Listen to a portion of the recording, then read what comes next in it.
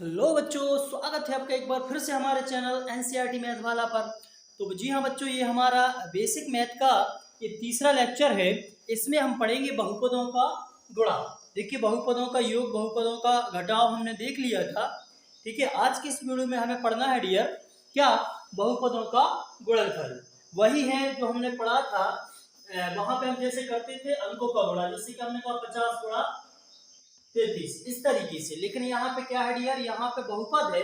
ठीक है, बहुपद है, यानी कि एक व्यंजक का दूसरे व्यंजक में हमें गुणा करना है। तो बिल्कुल बहुत ही सरल है बच्चों, बस लास्ट तक देखिए और मैं गारंटी देता हूँ कि इस वीडियो में आप सीख कर ही जाएंगे।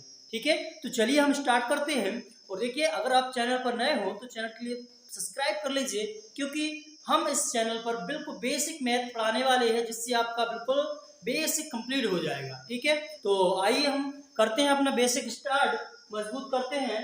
तो देखिए, हमें क्या करना है। अच्छा, यहाँ पे कुछ लिखा था एक्स और वाई, तो यहाँ पे 1 2 3 सवाल है, वो 3 सवाल में ही आप सीख के जाएंगे। ठीक है डियर, तो आइए इसको करते हैं हम हल।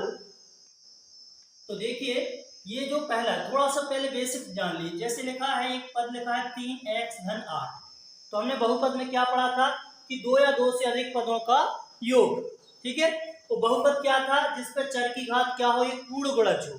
मतलब कि पूर्ण गुणज हो, मतलब 1 2 3 घात पूर्ण होनी चाहिए। ठीक है ये, तो आइए हम इसका गुणा करते हैं। जैसे कि अभी लिखा था 3x धन 8, तो देखिए इसमें क्या है, एक धन का चिन्ह है। और यहाँ पे जो 3x लिखा है डियर, यहाँ पे कोई चिन्ह नहीं है, इसका मतलब है गुणा का है। ठीक है, तो जब कोई चीज गुणा में होती है तो वो कहाँ जाती है? अच्छा, हम समीकरण हल नहीं कर रहे हैं, गुणा अवस्था में। ठीक है, तो आइए हम इसको हल करते हैं। सबसे पहले हम लिख लेते हैं 3x धन 8, ये हमारा पहला पद है। हाँ, पहला पद बोल सकते या पहला बहुपद बोल सकते। ठीक है, गुणा, ये डॉट लगा है, ये दूसरा बहुपद है 4x ऋण 7। ठीक है बच्चों, बिल्कुल आसान तरीके से करेंगे हम। ठीक है, तो देखिए इसमें क्या है, एक पद ये है, एक पद ये है, यानी इसमें कितने पद हैं? 2 पद है। ठीक है डियर, और इसमें भी कितने पद हैं? 2 पद इसमें है। तो हमें करना क्या है, हमारा उद्देश्य है इस कोष्टक के इस कोष्टक में गुणा करना। तो इसमें पहला पद ये है, दूसरा पद ये है। ठीक है डियर, इसमें भी पहला पद ये है और दूसरा ये है। हमें वैसे गुणा ही करना है इसका। तो देखिए, इसका सबसे आसान तरीका क्या होता है, ये हमारा पहला कोष्टक है और ये क्या है, दूसरा कोष्टक है। ठीक है डियर, ये 2 कोष्टक है हमारे पास। ठीक है, और हमारा उद्देश्य है कि हमें इन दोनों का क्या करना है, गुणा करना है।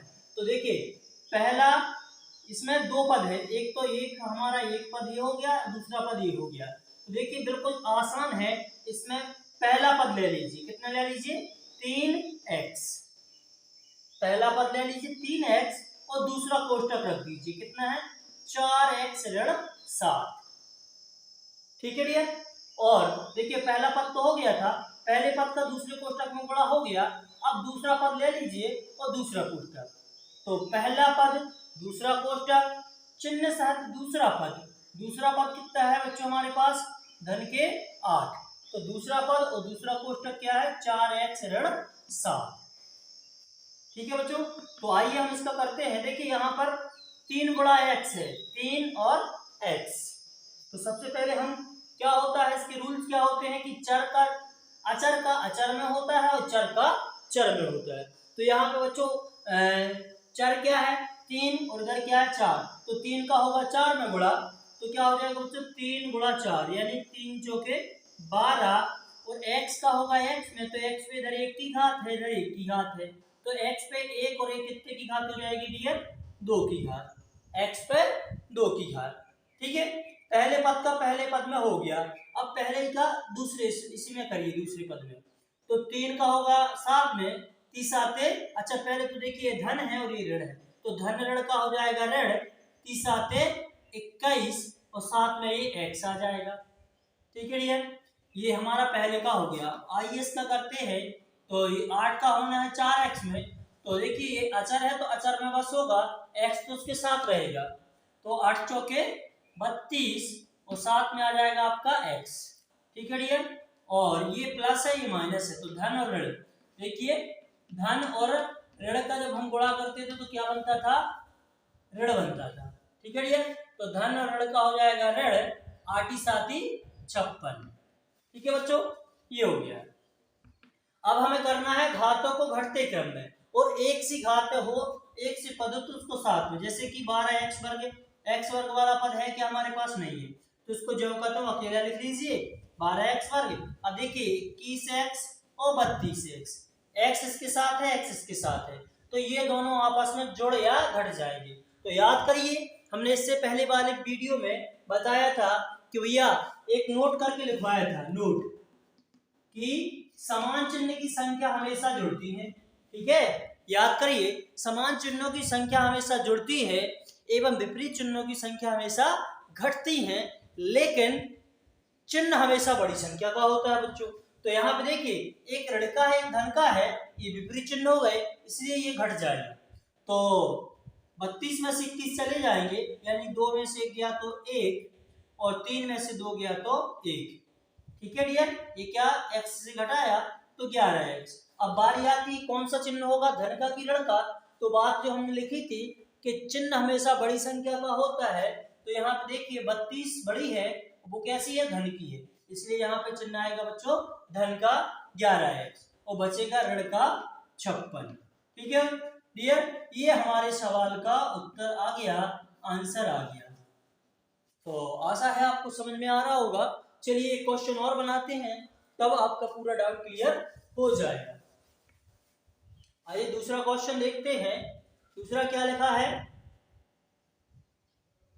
इसको भी हम हल डालेंगे डियर। 2x वर्ग ऋण का 3x ऋण का 7, ये हमारा पहला कोष्टक है। ठीक है, और दूसरा क्या है 5x धन 4। ठीक है डियर, तो इसमें कितने पद हैं, 1 2 3 पद है। बारी बारी से हम गुणा करते हैं।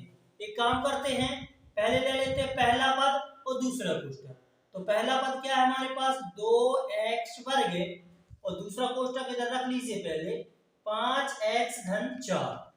ठीक है डियर, अब इसका ले लीजिए, पहले पद का तो हो गया दूसरे कोष्टक में, अब ले लीजिए दूसरा पद चिन्ह से, तो क्या है ऋण का 3x, तो ऋण का 3x कोष्टक में आ जाएगा 5x धन 4, और अगला पद बचा है ऋण का 7 और दूसरा कोष्टक यानी कि 5x धन 4।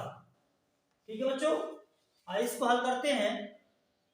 अब इसका हमें अंदर गुणा करना है, तो हमने अभी देखा, जैसे इधर देखा था कि ये 3 का 4 में हुआ, चर का चर में अचर का अचर में, तो यहाँ पे 2 का होगा 5 में, तो 2 पंचे 10, और देखिए x पे इधर 2 की है इधर 1 की है, तो जब आधार समान होते हैं तो घातें क्या होती है, जुड़ जाती है, हमने पढ़ा है अभी बेसिक। ठीक है, जब चर की घातें क्या हो, यानी इनका बेस आधार समान हो, x x हो, तो उसकी घातें क्या होती है, जुड़ जाती है। तो 2 और 1 कितने की घात हो गई, x पे 3 की होगी बच्चों।